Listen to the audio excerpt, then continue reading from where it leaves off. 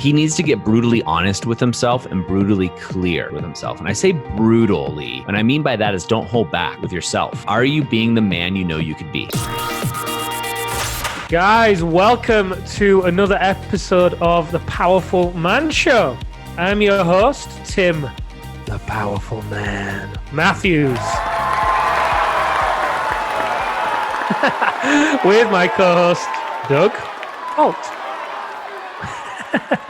We got to think of some better name for you, Doug. Not that there's anything wrong with your name, but you know. I'm good with it. I'm good with it. I'm completely comfortable with Doug Holt. I know, Doug the Hitman Holt. There we go. Doug the Hitman Holt. Boom. I love it.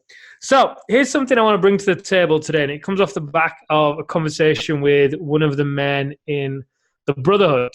And I'd be interested to get your take on what you think the problem is here. So to paint the picture, this guy, he's been with us now for 12 months, an amazing man. He has achieved phenomenal things over the past 12 months.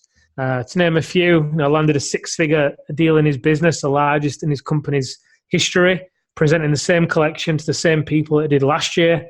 Last year, they told him, hey, don't call us, we'll call you. This year, six-figure order. He's reunited his families, which is a major deal. His wife was Sikh and he's Muslim. So 10 years ago when they got together, there was literally death threats unless they split up. He's now reunited that.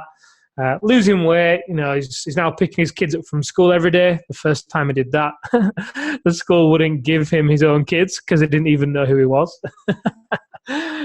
So point being is he's really taking control in a lot of areas of his life, or all areas, all territories of his life. Yet over the past month or so, he has been hiding, and he has been doing just enough to get by. And when I say just enough to get by, he's been making promises and they're not following through. Not with his family, or at least he hasn't told us with his family, but more in his business. His business has been getting some negative reviews for its customer service. I think that's a reflection of him not being there as well, like his presence, his leadership not being there as well. And I'm wondering, as I was bringing this to the table, at first I thought this was an issue of commitment and following through. Because when I spoke to this guy, I said, look, it seems to me that what you were doing, like I've just said, is just enough to get by, and it will show up in all areas of your life. So the problems you're experiencing in your business and marriage and so on and so forth. And he was like, well, yeah, wow, it really is. And he started to do his own work. But as I am speaking this now, I'm wondering, we speak sometimes about upper limits. And people have different opinions on upper limits, whether they actually exist or not, for one thing as well. So as I'm sharing this with you, Hitman, what's your take on this? What do you think is going on for this man? Well, obviously I know who you're talking about, and I left him a very direct message in our private group. I left it publicly, but very directly to him so he would know. What do I think is happening to him? I definitely think I believe in upper limits, mainly because coaching for so long and just being human, I've experienced them in my own life and have seen them with clients forever, right? Whatever it's in. So I'm a firm believer in upper limits, just like gravity. I definitely think he had an issue upper limiting. I also think, we brought this to the table, so we're talking about it. So I'll say hi to him. But he also knows that I'm very frank and blunt. I don't believe that he's over it. I think part of his mask and his formula is coming out and publicly saying, hey, I've changed and I'm going to change, and going through there without actually dealing with the real work. I believe this happens with all of us guys, right? And women too, but obviously we're speaking here. When you recognize a pattern in your life, one that is not serving you, it is what I call an unconscious commitment. You're unconsciously committed to those results. And oftentimes it has to do with upper limiting. And to give the guys an example, Tim, of what upper limiting is, it's an example that's occurred for me in my life, and I see it happen a lot. We'll use business, of course, but you can also use health. One example would be is you build your business up to a certain level. Let's just say you're making 55K recurring revenue a month. That was your goal. Yes, you're cruising, but you take your foot off the gas. You take your eyes off the optics, and 2-3 months go by, and all of a sudden you lose a client. Then you lose another one. Then you lose another one. And by the time you actually start looking at it, you've burned it down to you're in survival mode now. You're like, oh shit, I gotta build this up. I gotta pay the bills. How am I gonna make payroll? How am I gonna do this? How am I gonna do that? Stress, anxiety kicks in, depression, all of these things. But those things that are kicking in, the stress, the anxiety, the depression, are actually the catalyst for you to take action and do the things you know you should have been doing anyway. The way you got to 55K in the first place, in this example. Those things allow you to build back up. And then you start to build it up. A year later, 2 years later, you're building it up. You get it back to 55K, maybe even get to 57K or something along those lines. But you get it pretty close to where you were, and you do it again. Maybe it's 3 months, maybe it's a year. You take your foot off the gas, right? And maybe it's not the gas, it's a bad analogy, but whatever happens, you keep hitting these thresholds and tearing it down. Maybe you try to expand to new markets. Maybe you're trying something different. Whatever it is, you've repeated this pattern again and again. And until you figure out why you do this, why that pattern keeps happening, where's the source of it? What is the actual, I would say, kind of flashpoint where this actually started in your life, and actually get some real clarity around it. And I do believe you need somebody who's gifted in this process to do it with you. I think it's very difficult to do on your own fully. I think you can do it on your own, and it's a good start. But doing it myself, trying it myself on my own, being trained extensively in this and trying it, it really helps to have somebody else, a third party, because these upper limits that we've done are also, it's like a booby trap, right? All around these upper limit issues, and that this guy is facing, I believe. There's booby traps that we've created in our psyche, these unconscious commitments, to justify what's happening and to make excuses and to make us think that we've figured it out when we really haven't got to the root of the issue. Mm. So in the case of this particular guy, we can't really say this. I was going to say, what do you think is the unconscious commitment? Well, in fact, let's say it. Yeah. What do you think the unconscious commitment is there? It's kind of difficult to do that going through the exercise, but if you were to make a guess, an informed guess based on not only what you know about this individual, but also, the pattern that we see within a lot of men, what would you hazard a guess as to what it is? Well, I mean, a lot of people listening to this podcast are going to know who we're talking about here. And so with that said, the people that know who we're talking about are also people who know his story very well. He's been very public about it, and it's something that I honor in him. He's also allowed me, to talk about it. So I want to use that as a caveat, because there is part of me that doesn't want to say in a podcast episode anything specific about his situation. And I also kind of want him to figure it out. So here's what I'll say. In his instance, he needs to get brutally honest with himself and brutally clear with himself. And I say brutally. What I mean by that is don't hold back with yourself, right? Are you being the man you know you could be? That's what I'll have him answer. Are you truly being the man? I mean, being, not in this moment or not trying or any of these other excuses. Are you being the man you know you could be? Right? That's the honest answer. Are you really being that man? And if that's a yes, then cool. It's a mute conversation. But if the answer is no, which I believe he would say no, he knows there's more for him. He knows he could do more, right? Then why are we what's really going on for you? And all too often, Tim, as we get into, in my experience, and I think this is happening for him in a little bit, we go through what's called the teenage years, right? Where we know enough to be dangerous. And he knows enough. He's attended, half a dozen alpha resets at this point with our team, and has seen the coaches take people through just amazing transformational experiences and exercises. And I think sometimes people can use the idea of upper limiting as an excuse, right?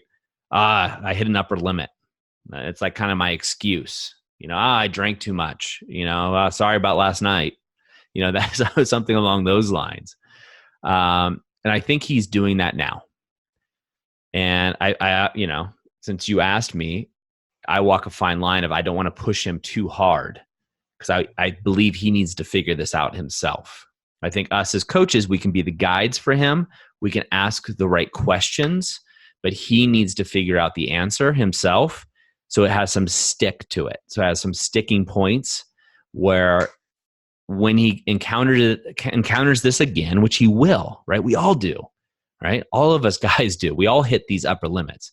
Maybe next time it's not 55K, but you've got to 75K and you do it again, or it's something different. Maybe it's not in your business. Maybe it's in your health, right? You got ripped and now you start drinking beer and eating pizza again. And next thing you know, you're 15 pounds overweight, right? It happens to a lot of us. So point being, for this guy, I think he is still at a level that he needs another layer of clarity and honesty within himself. And I think it's great if he chooses to come out publicly and discuss it and share his journey and his story publicly, even more so. I think that would be very cathartic for him and very therapeutic. But at the same time, what are your standards? Who are you as a man? Get really clear on that. And are you doing it? And if you're not, ask for help. Right? No one lives on an island, right? You're not by yourself, guys that are out there, this guy included. You're not by yourself. This guy happens to be surrounded by, top level world renowned coaches, right? And other men who are playing at such a high level. And of course, I'm not saying this to beat him up at all. I'm saying this because he is such an amazing man that I think he is the tip of the iceberg. You know that picture, Tim, where you see, it's a famous picture. I used to have it on my wall in my office. You need to come in down the hallway. It's an iceberg and you see the top of the iceberg, but then you see below the surface and it's, 10 times the size. Do you know what picture I'm talking about? Mm-hmm. That's where I think this man is. I think he is seeing the tip of the iceberg, and I think he needs to do a polar plunge there and dive a little bit deeper. So to simplify this as well, just to take a layer off it, what I'm hearing you say in terms of unconscious commitments really shows up in your life through self-sabotage. Hey, sorry to interrupt the show, but I wanted to ask you a question. Do you ever feel like something's just missing? Like there's something more out there and you just can't put your finger on it? I totally get it. Go over right now to thepowerfulman.com/freedom to discover the system that other businessmen just like you are using. We've included 10 case studies, 10 men just like you who have found the solution and have found their way on their path. And we want to share that with you. Go over to thepowerfulman.com/freedom right away. Now let's get back to the show. Yes, often. Well, it doesn't have to always be self-sabotage, because I would say in relationships, you're unconsciously committed. You are committed consciously or unconsciously to all the results you have in your life.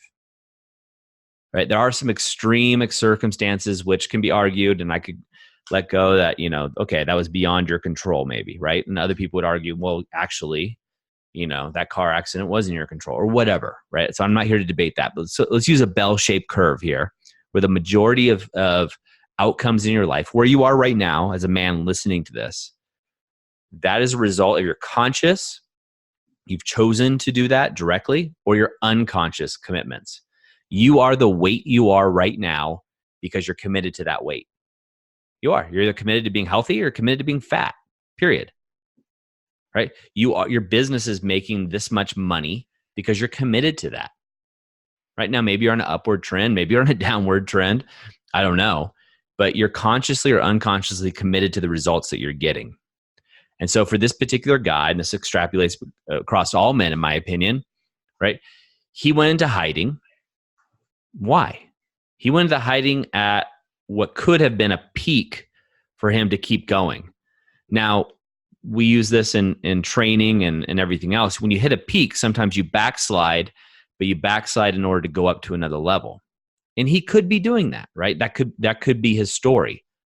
I don't think he consciously is doing that right now. So he's unconsciously committed to playing small, in my opinion. So another way for these, I'm thinking of ways that the listeners can identify, upper limits in themselves. So we're saying it isn't self-sabotage because sometimes it can be unconscious. You don't even know you're doing it. So one thing I heard you say is, and correct me if I'm wrong, because I know you're going to say something a minute ago, but if you keep repeating patterns, repeating cycles of behavior. Yeah. So what I'll say that one way to recognize them, right? So if you're doing a diagnostic on yourself, one way to recognize unconscious commitments is to look at patterns in your life and ask the question simply, is this serving me? Yes, no. So an example, getting up early at 6 a.m. to jump on calls early in the morning or jump on email. Oh man, I find myself checking my phone all the time. Cool. No judgment right now, but let's just ask ourselves, is that serving me to the level that I want to play at? Yes or no? If the answer is yes, great. Keep doing it.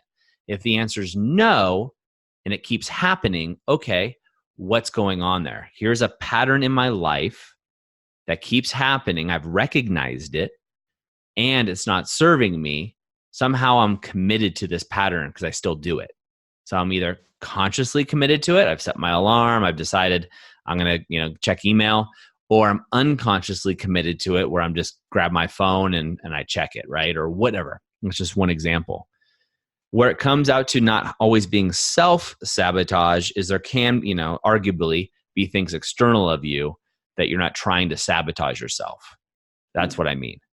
But you're 200% correct. The great way, the best way that I've ever seen to self-diagnose is to look at all the patterns in your life, right? And go through the 5 areas that we focus on, right? Go through your wealth, your health, your relationships, right? Go through all those areas of self, go through business. What are the patterns and are they serving you? We all have patterns, hundreds of them every single day. Are they serving you? Yes or no? And then we can start looking at your unconscious commitments. Now, your unconscious commitments, the best way to look at those, Tim, and find those are what are the top complaints in each of those 5 areas? What's the top complaint in your marriage? What's the biggest thing you complain about, right? What is the biggest thing you complain about? And we're not going to go through the whole exercise, but there's a series of exercises that takes about an hour and a half or so to really dive deep. But what are those complaints? If you're complaining about it more than once, the top complaints in your life are you're unconsciously committed to getting those results. I think this is where the power of the Coil comes in, the chart of intentional living that we use with the guys, because as they are required to track all areas of their life and get a score at the end of the week out of 35. So just to give a bit of a bird's eye view here, the chart of intentional living enables the guys to get a maximum score of 35 for the week. 5 points are available per day, 1 point for each of the 5 territories, and you get a point by basically doing what you say you're going to do. So what this then enables the men to see by the end of the week when they review the week is any area where they haven't performed well in. And as you can imagine that over time, as you've got these optics, you're able to spot these patterns and these trends sooner and change it quicker, rather than staying blind, and before you know it, months, years have gone by, and you operate in a completely different way in your marriage, let's say, than you want to be. But that habit has become so ingrained, it's almost like the compound effect, compounded interest working against you, working in the wrong direction.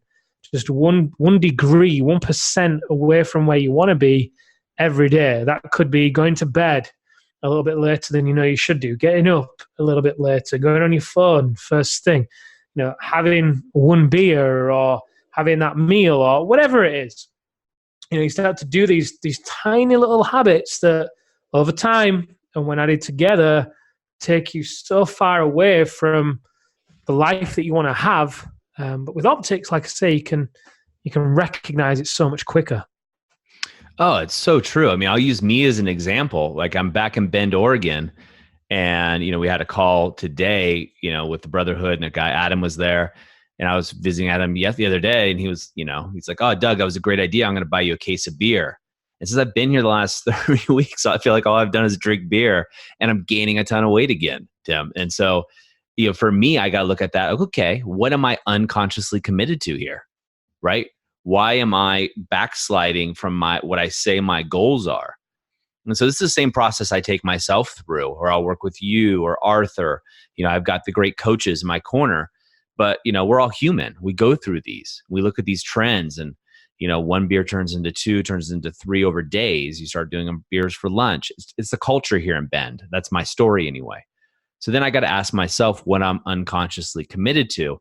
And in my Coil, right, am I hitting my goals, right? So my Coil isn't take away beer, but if it's add an evening workout in on my Coil and I'm tracking that, am I doing it or not? I can't do my evening workout if I've had a couple beers. Just can't, right? Mm-hmm. So the Coil, to your point, you can have analytics and optics around that, assuming you've picked the right items to go through to keep you in check, right? But we all get to look at these, and the Coil is an amazing way of really just self-checking yourself to see where you're at, so you don't end up 2 months down the line or 3 months down the line or 3 years down the line going, what happened? Who is this guy in the mirror? I don't even recognize him physically or emotionally, or, does he even have emotions at this point? All three of these things, the Coil, understanding unconscious commitments, and understanding upper limits, are three critical things to being a powerful man and being successful in life, in my opinion. And I agree. And it's so sneaky, these little changes that creep up on us. If when you don't have the optics and you don't have people around you that are either one, going to call you forward and call you out for your best interests because they know that you're better than that. But also, two, that you can turn to and have honest conversations with.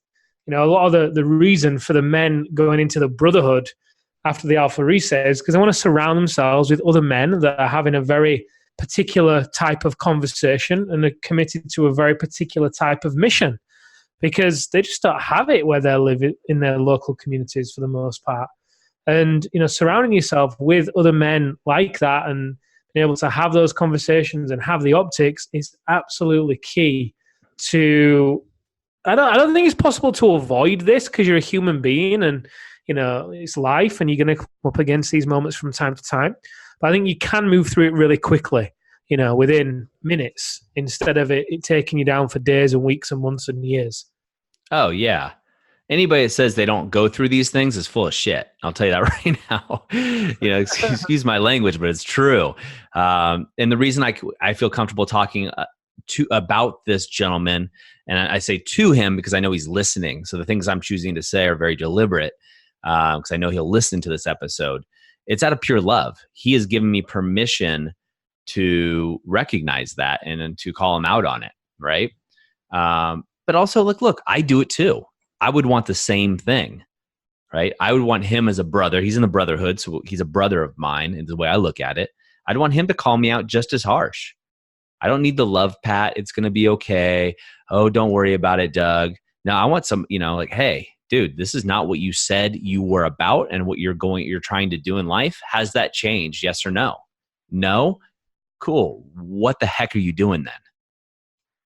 And it's going to happen, right? That's love to me. That's pure love that you're willing to take a stand for somebody else. And that's where the brotherhood is such a special place. Sure, we have all of this huge educational resource, two educational sessions every single week to help the guys continue to grow in different areas. But that's just one part of it. The best part of it is surrounding yourself with like-minded men who are trying to achieve greatness. Greatness the way that they personally have defined it, not the way somebody else has defined it for them. It's a magical thing. So true. So true. So guys, thank you for joining Doug and I on this episode. It always means a lot to us when we see the downloads going up every week and we're getting the message out to more men, to more women, to more families. This work is obviously very close to our hearts, but from our own journey and the world that we see out there and the future that we see that is possible for all men, quite honestly. So, again, thank you for taking time out of your busy day to be here with us in this conversation. And if you are wanting to understand more about how you might be able to get help from us, from the Powerful Man, and join the program, and maybe, who knows, go into the Brotherhood. Then head over to thepowerfulman.com/freedom, and you'll be able to see a lot of testimonials there and case studies from many men, business owners from the UK, the US, that have been through exactly what we've just been speaking about right here. And they've found another way, and they're great role models, great examples, and my bet is that they're no different to you. So have a fantastic day. Doug, thank you for your time and wisdom, as always. And until next time, guys, have a fantastic day.